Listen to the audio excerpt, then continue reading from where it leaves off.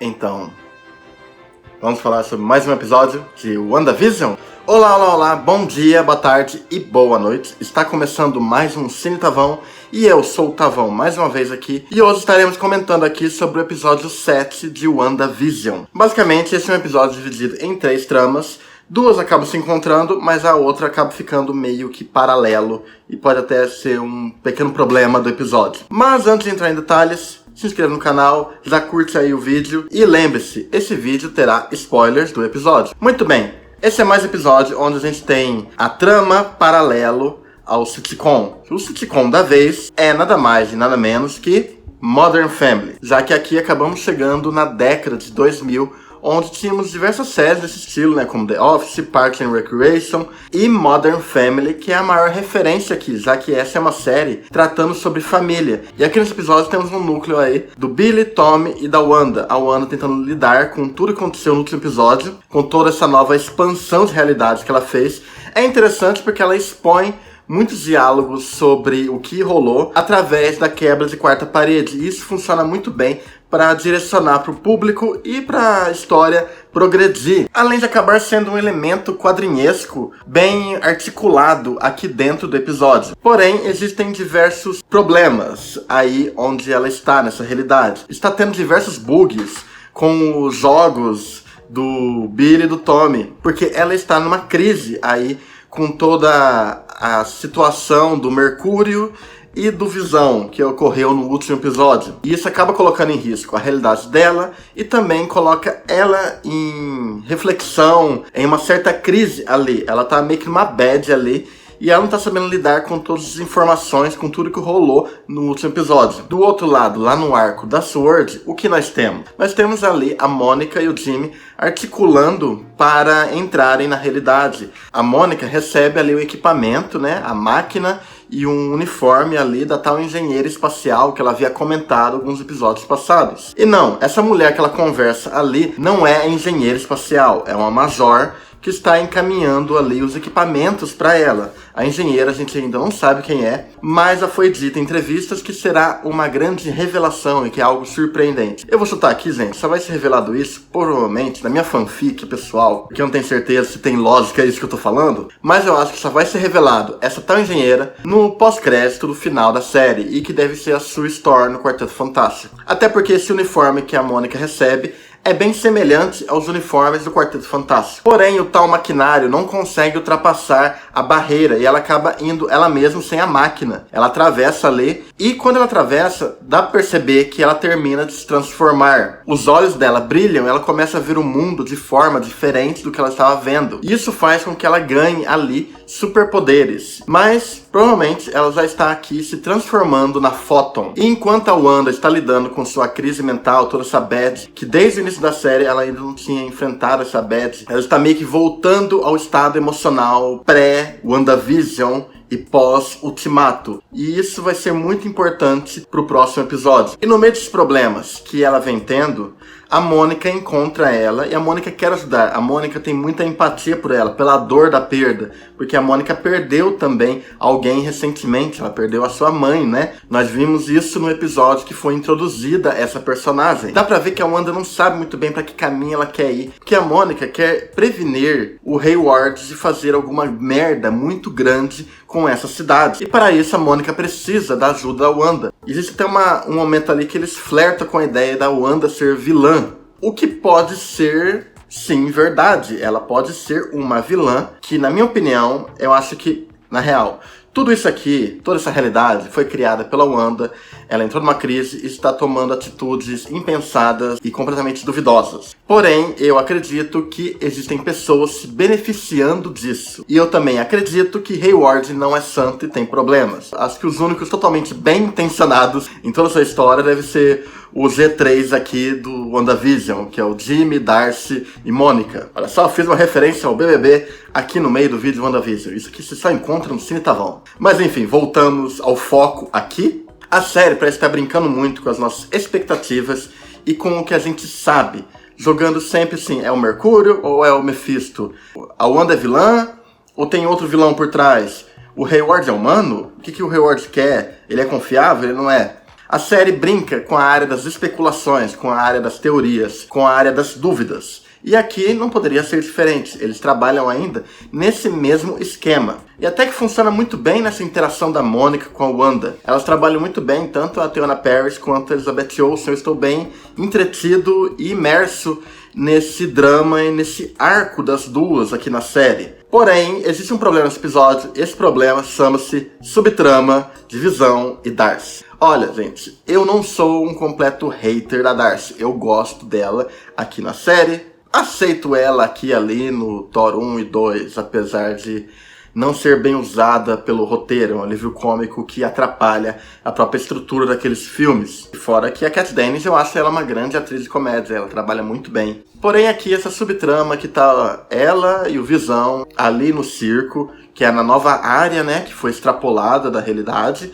A área ali que a Wanda, né, expandiu de Westview. É um ponto ali que só serve para Darcy falar pro Visão quem ele era e que ela acredita no amor deles. É legal a interação em si da Darcy de expor quem é o Visão para o Visão, já que ele não tem memória da vida dele de Vingador. Porém, o humor aqui, o time não combinou muito, não bateu muito pra mim. Eu consegui me identificar e me divertir muito mais ali no núcleo da Wanda com os filhos. Aqui eu achei meio over e fora de tom com o resto do episódio. Esse seria o maior problema desse episódio. Isso acaba deixando ele meio descompassado, meio desequilibrado aqui e ali. Apesar que esse é um episódio que acaba aplicando muito bem a fórmula Marvel e dá pra ver de forma concisa o caminho que a série pretende fazer e já está fazendo, no caso, né? Agora, voltando pro outro arco da Wanda e da Mônica, toda a confusão é meio que apartada pela presença da Agnes,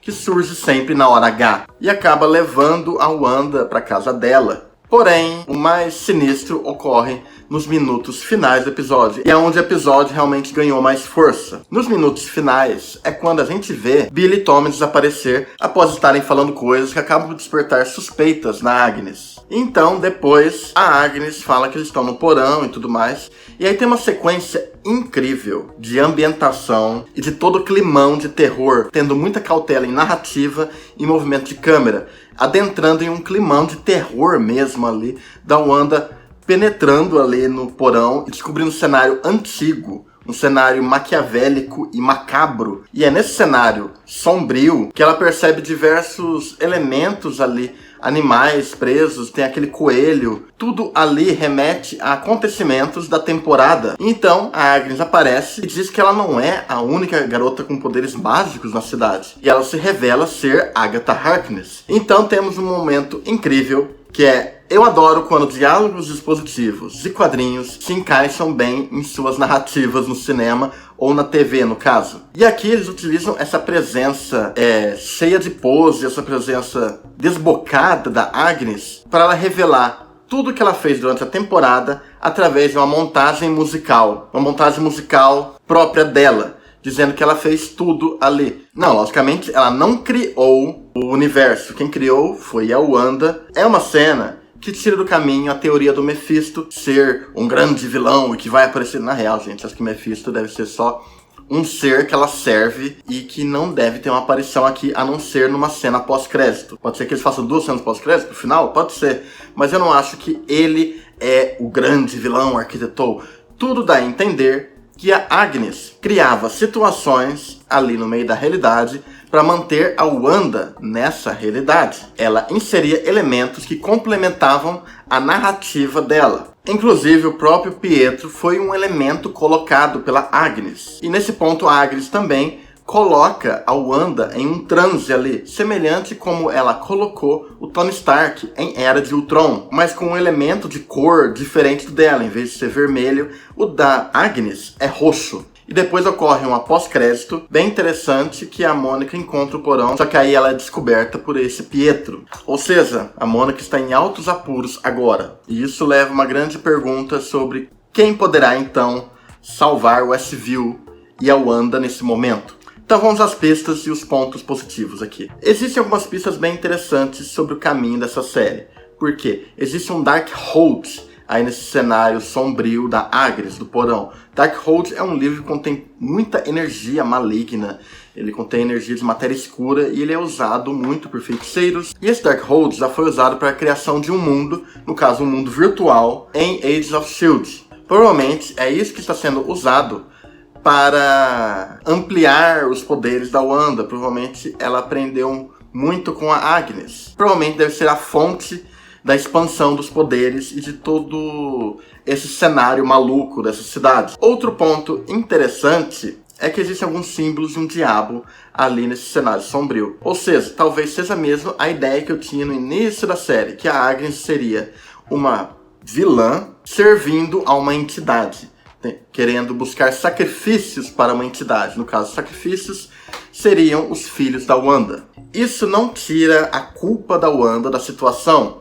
Isso só coloca a Agnes como uma personagem que se beneficia da dor dela. Isso é feito com um único objetivo, gente, pra gente conseguir ter uma cena de ação muito louca no final, provavelmente contra a Agnes. A Agnes colocou a Wanda em um transe, que eu imagino que vai servir de desculpa para trazer um flashback, ela vivenciar memórias da vida dela durante um episódio inteiro. Eu acho que o próximo, que é o penúltimo, será um grande flashback sobre a vida dela e sobre o que aconteceu pós-Ultimato e pré-WandaVision. Além de provavelmente estabelecer já quem é Hayward. E isso com certeza deve descambar para uma grande batalha épica depois no episódio final. Pietro não é do multiverso, aparentemente, e Mephisto não é o grande vilão. Isso é até melhor por questões da narrativa, torna a narrativa mais coesa e concisa com os elementos que eles têm desde o início da temporada. Então faz muito sentido essa narrativa, essa jornada que fizeram para Wanda até essa revelação da Agnes ser a Agatha Harkness. Eu gostaria que o Ian McKellen aparecesse no final da temporada,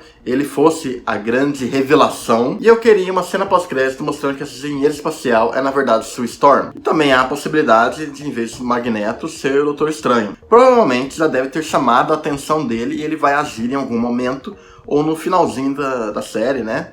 Nos minutos finais e tudo mais. E a única pessoa que nesse momento poderia ajudar a Wanda a retomar a consciência é o Visão. E agora a Wanda está presa em um transe pela Agnes. E devemos, enfim, entender o que está acontecendo, porque a Agnes, então, fez isso. E então veremos a origem de todo esse mal, de toda essa criação de realidade da Wanda. No geral, é um episódio bom, porém desequilibrado, mas ele tem um final que te prende ali e te faz querer ver logo o próximo episódio. Mas acredito então que os próximos 2 últimos serão bem concisos com as ideias da série e possamos enfim descobrir como tudo isso começou e se há salvação para todos. Então é isso, minha gente, muito obrigado aqui. Isso aqui foi a review do episódio 7 de WandaVision. A gente se vê na semana que vem para falar sobre o mais novo episódio de WandaVision. Até mais e falou!